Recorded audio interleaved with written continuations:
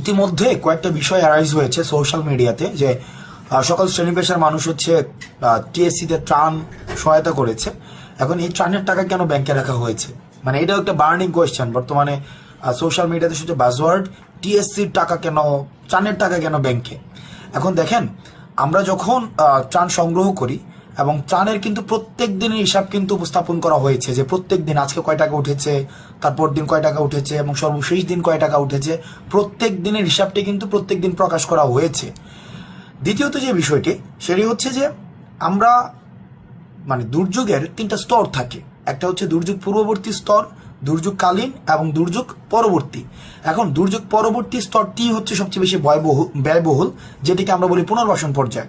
এখন এই পুনর্বাসন পর্যায়টি যেহেতু সবচেয়ে ব্যয়বহুল, সুতরাং আমরা সিদ্ধান্ত নিয়েছি এবং আমরা দেখেছি আর অন্যান্য যেই যারা হচ্ছে সহায়তা করছে, বিশেষ করে আসুন্না ফাউন্ডেশনকেও আমরা দেখেছি যে তাদের ত্রাণের অধিকাংশ একটি অর্থ তারা রেখে দিয়েছে পুনর্বাসনের জন্য। এখন আমাদের কাছে বর্তমানে 9 কোটি টাকার বেশি আমাদের কাছে রয়েছে। এখন আমরা এটি সিদ্ধান্ত নিয়েছি যে এই টাকাটি যে বন্যা কবলিত যে এলাকা সেখানে যে পুনর্বাসন স্তরে আমরা হচ্ছে ব্যয় করব। এখন আমরা যদি ইন্ডিভিজুয়ালি সেই টাকাটি আমরা রাখি নিজেদের কাছে, কার কাছে রাখবো, এটা লাইবিলিটি কে নিবে, ব্যক্তি পর্যায় থেকে লাইবিলিটি নেওয়া খুবই ডিফিকাল্ট।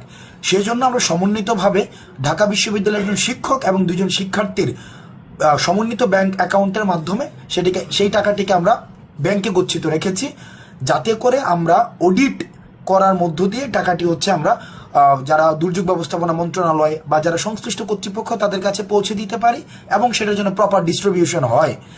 যেহেতু আমাদের ওই পরিমাণ লজিস্টিক সাপোর্ট যে আমরা ইন্ডিভিজুয়ালি অ্যাপ্রোচ করতে পারবো সেটি যেহেতু আমাদের পক্ষে সম্ভব নয়, সেজন্য আমরা হচ্ছে আপাতত ব্যাংকে রেখেছি।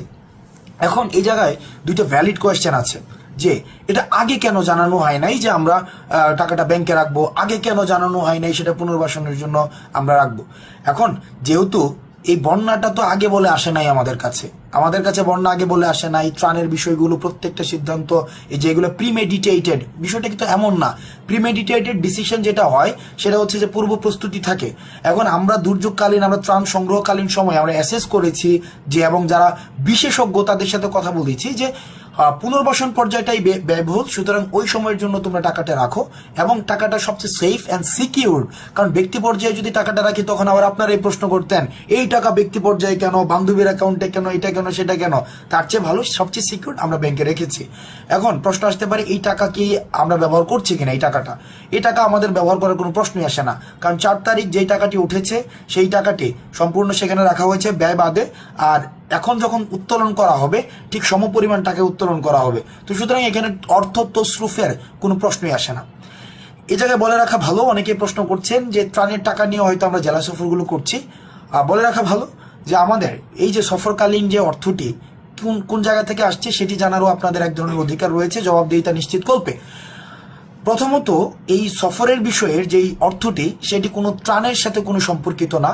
সেটি হচ্ছে আপনারা জানেন যারা রাষ্ট্র সংস্কারের কাজে অংশগ্রহণ করতে চায় তারা আমাদেরকে বিভিন্নভাবে সহায়তা আন্দোলনের শুরু থেকেই করছে, একদম আন্দোলনের প্রথম দিন থেকেই, কোটা সংস্কারের আন্দোলন যখন ছিল তখন থেকে শুরু করে আজকে পর্যন্ত তারা সহায়তা করছে।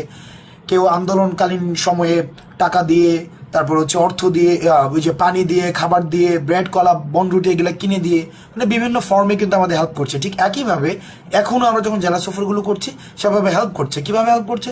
কেউ হয়তো গাড়ি সহায়তা দিচ্ছে, কেউ হয়তো খাবার ম্যানেজ করে দিচ্ছে, কেউ হয়তো থাকার জায়গাটির ব্যবস্থা করে দিচ্ছে। এখন সেটি শুভাকাঙ্ক্ষী যারা রয়েছে তারা এই কাজটি করছে। আমাদের বিশ্ববিদ্যালয়ের অনেক বড় ভাই রয়েছে, তারা এই কাজটি করছে।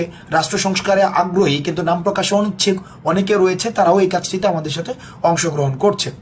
সর্বশেষে এখন আমাদের বিষয়ে কিছু এলিগেশনস আপনারা দিচ্ছেন বা অভিযোগ করছেন, বিশেষ করে কমেন্টে অনেকে নাম না জানা, যাদের আসলে ব্যক্তিগতভাবে ফেসবুক আইডিগুলো লক করা এবং হচ্ছে দেখা যাচ্ছে যে তারা একটা পার্টিকুলার রাজনৈতিক সাবস্ক্রিপশন নিয়ে তারা হচ্ছে চলাফেরা করছে। তো তারা আপনারা অভিযোগ দিচ্ছেন এবং কিছুদিন আগে হচ্ছে 12 কোটি টাকা নিয়ে হচ্ছে আমি আর সার্জিস নাকি আমাদের মতো কন্দল আছে, এই ধরনের অভিযোগ কিন্তু আমাদের আন্দোলনকালীনও হয়েছে। ইভেন আওয়ামী লীগ বলছে আমরা নাকি 500 কোটি টাকা আমাদেরকে দিছে। তারপরে একটা পর্যায়ে তো আসছে যে আন্দোলনের আগের দিন সার্জিসের বাসায় 2 কোটি টাকা পাওয়া গেছে। আমার এবং সার্জিসের মধ্যে 7 কোটি টাকা নিয়ে বিবাদ আন্দোলনকালীন সময়। তো এখন দেখুন ওই অভিযোগগুলো তো ছিল, কিন্তু ওই অভিযোগ তো একটাও প্রমাণিত হয়নি। আমাদের আওয়ামী লীগ সরকার, ফেসির সরকার যখন ছিল তারাও তখনও আমাদেরকে বিতর্কিত করার জন্য বিভিন্ন অভিযোগ দিয়েছে। এখন তাদের যারা ফলোয়ার্স রয়েছে, তাদের যারা কর্মী রয়েছে, তাদের তারাই হচ্ছে এখন আমাদের বিরুদ্ধে এই অভিযোগগুলো দিচ্ছে যে আমরা হচ্ছে যেমন 12 কোটি টাকা নাকি আমরা নিয়ে পালাই গেছিলাম, তো আবার হচ্ছে এটা ডিবাঙ্ক করা হয়েছে। এই তথ্যটি সম্পূর্ণ অসত্য, সম্পূর্ণ ভুয়া।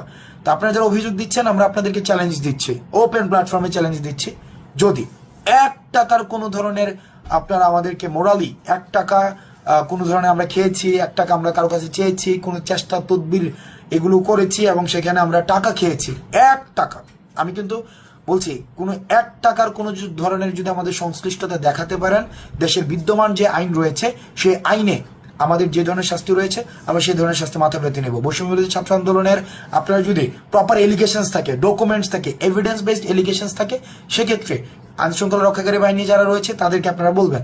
এখন একটা অভিযোগ হুট করে একটা অভিযোগ দিয়ে দিচ্ছেন, সেটা আগা নাই মাথা নাই। আওয়ামী লীগ সরকার যেভাবে অভিযোগ দিত সেই অভিযোগের ধারাবাহিকতা সেটিকে আমরা রাষ্ট্র সংস্কারের কাজে এবং জাতীয় ঐক্যে যেটি ঘটিত হয়েছে সকল শ্রেণী পেশার মানুষের মধ্যে, সেটিকে ফাটল ধরার প্রয়াস হিসাবে আমরা দেখছি যে জাতীয় ঐক্যকে বিনষ্ট করার জন্য এই ধরনের অভিযোগ দিচ্ছেন। কিন্তু এই ধরনের অভিযোগ একটাও কিন্তু প্রমাণিত হয়নি, এখনো পর্যন্ত একটা অভিযোগই কিন্তু প্রমাণিত হয়নি। আমি আবারও বলছি, 1 টাকা যদি কেউ দেখাইতে পারেন যে আমরা 1 টাকা কোনো জায়গা থেকে আমরা নিয়েছি, সেক্ষেত্রে বিদ্যমান আইন শৃঙ্খলা